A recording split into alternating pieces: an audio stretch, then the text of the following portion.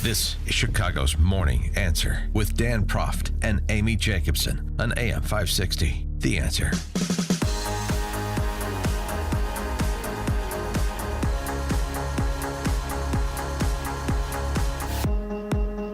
Top of the morning, Dan and Amy. I was about to say top of the world, Mom, like Jimmy Cagney in White Heat, because I'm thinking about our next guest, Chris Arnade, circumnavigating the globe on foot. He's out there again.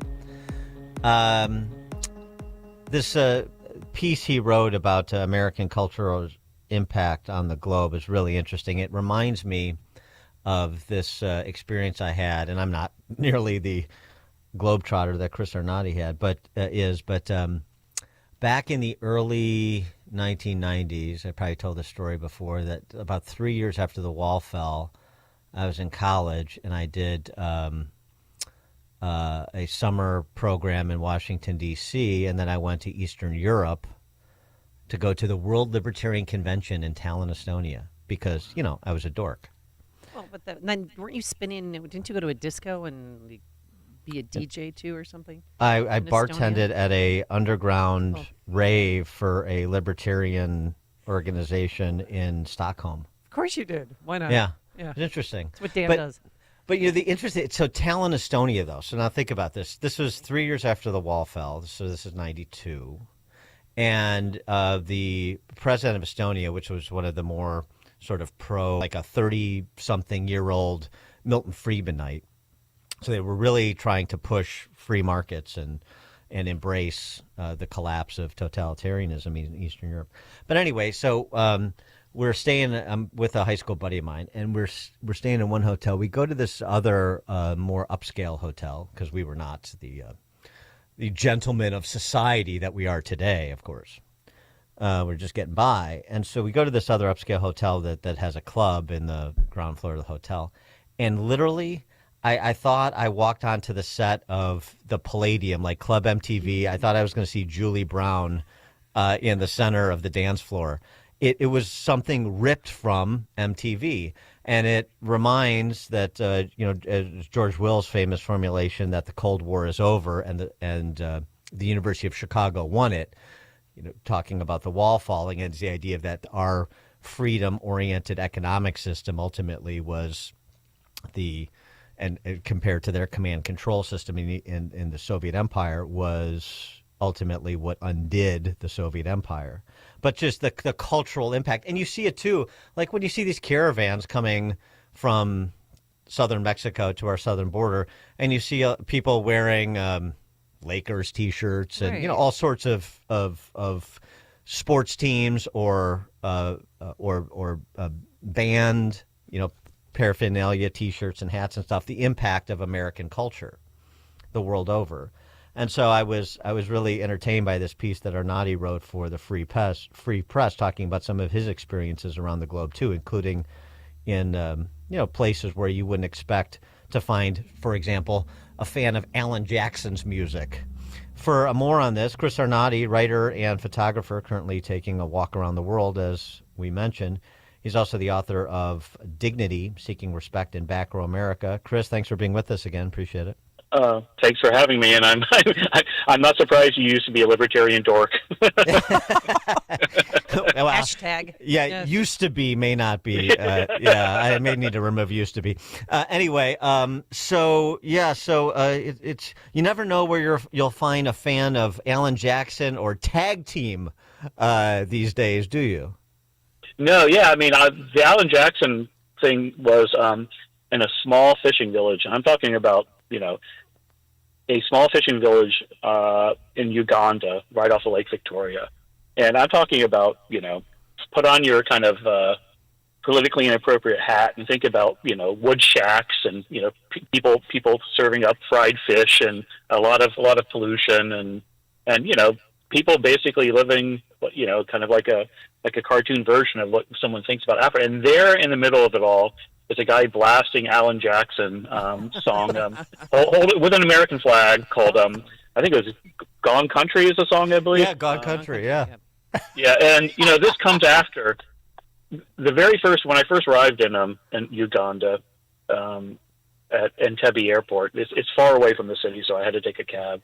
My cab driver was playing Patty Loveless, like Wow. like Crazy. and, and it's just like there's this the naive idea somehow that you're going to go to Africa or Uganda and hear all these native chanting music. No, you're going to hear maybe Alan Jackson, Patty Loveless, and Travis Tritt. So and the U.S. has a lot of cultural influence, and this piece was written in response to this kind of dumb tweet by this foreign policy intellectual who claimed that the U.S. has no kind of influence around the world, and that's kind of an attitude I think you've seen a lot of intellectuals, kind of a self-loathing hate of America, and who talk bad about America, talk about how the world hates us. And this especially was true ahead of the election with Trump, where you heard a lot of people saying that, I go overseas and all I hear about is how embarrassed it is to be American, how embarrassed I am to be American with all these people hating Trump. And in Uganda, all I heard was people tell me how great Trump was. So there's a very disconnect between how I think academics in the U.S. talk about how the world perceives the U.S. and how the world perceives the U.S. Well, right. I mean, and oh, by the way, I mean, this is a quotidian point, but it bears repeating for the academics of the left listening. I doubt there are many. Right. So all these people that are trying to break into this country that they despise so much, what they're really talking about is sort of their brethren in these elite circles in other countries that went to the same schools and have the same sort of haughty attitude against in the direction of anyone's not them. Yeah, I mean, there's this idea that when you travel overseas, you should be embarrassed to be American, and I've heard this a lot from academics. I went to Netherlands and everybody was. I had to apologize for our election. Yeah, right. I was like, where did you go? Where did you go to the sociology department of the University of Amsterdam? Yeah, exactly. Because I've been traveling now nonstop around the world for 4 years, and how many countries have you walked through? Probably at this point 40 or 50. Wow. And at this point, all I hear is, if anybody ever talks about politics, which is rarely, I've generally heard as much praise for Trump as I've heard, frustration. But what I usually just hear is like, oh God, you're American, let's talk. And they're excited. They want to hear about America. They want to talk about, in Faroe Islands of all places, it was talking about Rick Springfield. Or skate punk music, or in Mongolia, it was hip hop. And so there's this huge kind of respect the world has for America and American culture that's actually just deeper than being a fan of the TV show Friends or what have you. But it's also they value what they see what we have is, which is a relative freedom. Absolutely. And I liked some of what you wrote too about your experience where they take something that, perhaps is an American musical intervention, a genre like hip hop, and then they sort of want to make their own version of that sort of music with, some of their cultural traditions or their sensibility. I mean, that's just, the sort of how culture connects people from different cultures. Yeah. I mean, again, if you can spend a few hours on YouTube, and you could just choose any country randomly in the world, and they'll have a version of hip hop, and you should watch it. It's kind of fun. I'm not a huge hip hop fan myself, but when you see Ugandan hip hop or Mongolian hip hop or Indian hip hop or Pakistani hip hop, it's you realize how influential the U.S. is, and how I guess the American academic left would accuse them of cultural appropriation. Yeah, right. Yeah, right.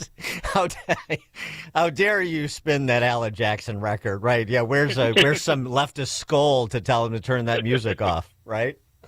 That's great. So I mean, but again, I think deeper. There's a deeper admiration for the U.S. And as you talked about the immigration issue, when I left.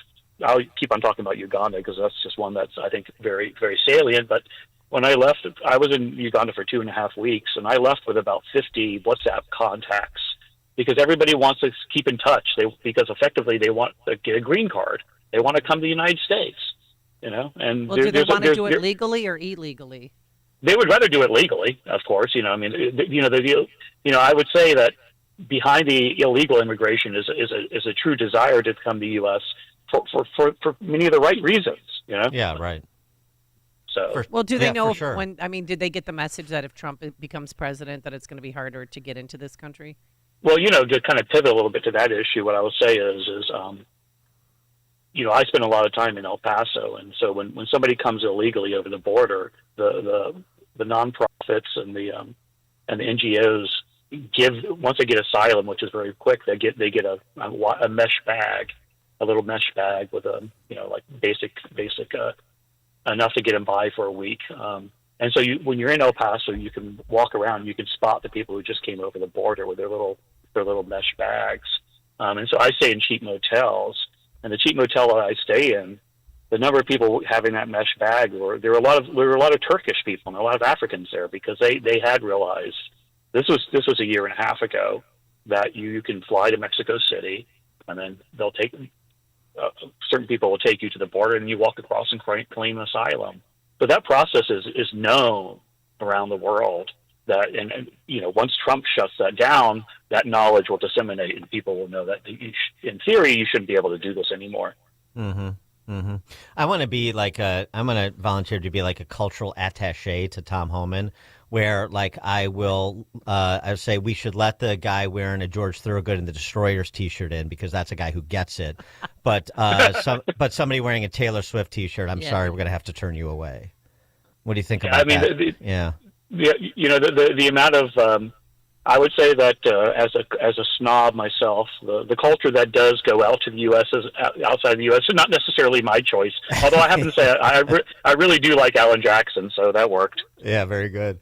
Now the last time we talked to you, you were making the rounds in back row America, as you call it, and you stopped your trip because you were sort of getting depressed that things had not improved since your previous trip. And I would encourage you. I'm not scheduling you or anything, giving you a homework assignment, but it would be really interesting to circle back to a lot of these back row American communities and check in with them in a couple of years too. And I don't know if you had any plans to do that, to see if some of the promises and the optimism that are associated with some of the promises actually bear fruit. Yeah, I mean, in retrospect, looking back at that trip, it should have been clear to me that the fact that nothing has changed should have been a sign that Trump, there was going to be a lot of support for Trump out there. Mm-hmm. I have to admit, I was pretty, I was not following the elections intentionally. I did not try to think about the elections intentionally, and I was actually in China when the elections happened. But I will say that everything I wrote 8 years ago has come true. You're seeing the massive shift towards the Republicans in the working class across all races, and that doesn't surprise me at all. Something I wrote about happening 8 years ago, because contrary to what a lot of academics think, the working class is if you don't have if you don't have a college degree, there's a lot more unifying. A black person without a college degree and a Hispanic without a college degree is similar to a white guy without a college degree. They're much more similar than they are to kind of a college professor. Mm-hmm. And so that kind of is our divisions in the U.S. right now, is this big educational divide. And I think we saw that in this election. And, the Democrats, I will focus more on the Democrats, because to me, it's just clear 8 years ago, I wrote this book talking about the education divide, and I expected to get approached by a lot of political consultants on the left. I only got approached by political consultants on the right, the Democrats put their head in the sand over the issue, and it shows in this election. They have no idea. They have no idea. They've become even more the party of the front row of the educated elite, and they have no idea how to touch they are with what I call back row America. And the results of the election are part of that, are due to that. You said that when you're traveling around to these other countries, they don't talk politics that much. And I just wanted to delve into that a little bit more, especially since you're traveling to some countries where they are kleptocracies or they're repressive societies, generally speaking. And I just wonder if the focus on wanting to talk about America is in part because they're fatalistic about their own country, that in terms of things changing, or perhaps enjoying some of the freedoms or opportunities they see or they hear about Americans having. Because I mean, there is sort of maybe somewhat of an analog in some places in America, some big blue cities in America, where there's that same sort of fatalism. I don't like the way things are, but I'm sort of hopeless about the possibility of improving them. I really don't feel like I have dominion over my own life. Yeah, I mean, I think there is a fair amount of fatalism. Uganda's had the same leader for 35 years. He keeps winning the elections by overwhelming odds. China obviously has the issues it has, but I think and so consequently, one of the things I tell people when they say, "Well, as an American, I'm kind of scared to travel overseas because they'll judge me for my country's my foreign policy, whatever." I said, like, look, there's nobody who understands. You shouldn't blame citizens for the actions of a country better than foreigners. If you've been in a repressive regime, you know that. By and large, a lot of the citizens are not responsible for the behavior of the political class. So I think there's an empathy there that they get. But at the same time, I think there's something a little bit deeper, which is I think, I know this is talk radio, so the listeners here have a certain bent, but I think most people, they want to get on with their life. They don't want to focus overall about politics. Life is life is short. There's a lot going on, and the kind of family issues and kind of other things are more important than politics. And I think that's kind of a universal, and I think that's true in the U.S. too. And sometimes we forget that that it's especially true if it feels like the politicians only approach you once every 4 years to ask you how you are, disingenuously so they can get your vote.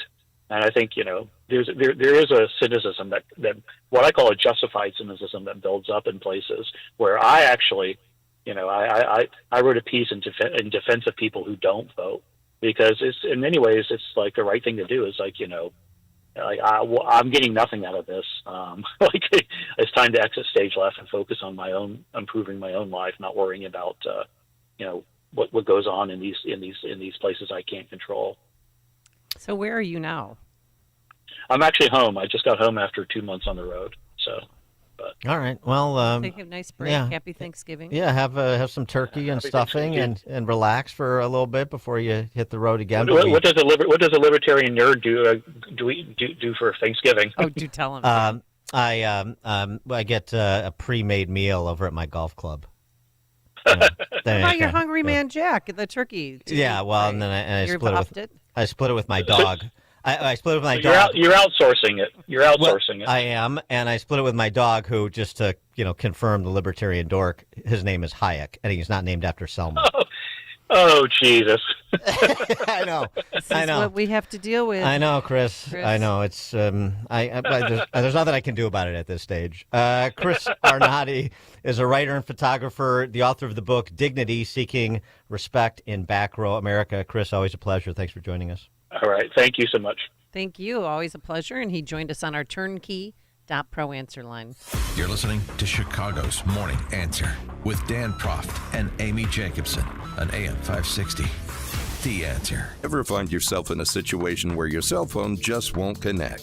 Maybe you're hiking through the mountains, sailing offshore, or caught in a storm that knocks out cell towers. In an emergency, your cell phone may not cut it. You need to visit the satellite phone store at sat123.com so you stay safe and never worry about dropping signals again. When hurricanes, hacking, or weather interruptions strike, stay connected with a satellite phone. Unlike cell phones, satellite phones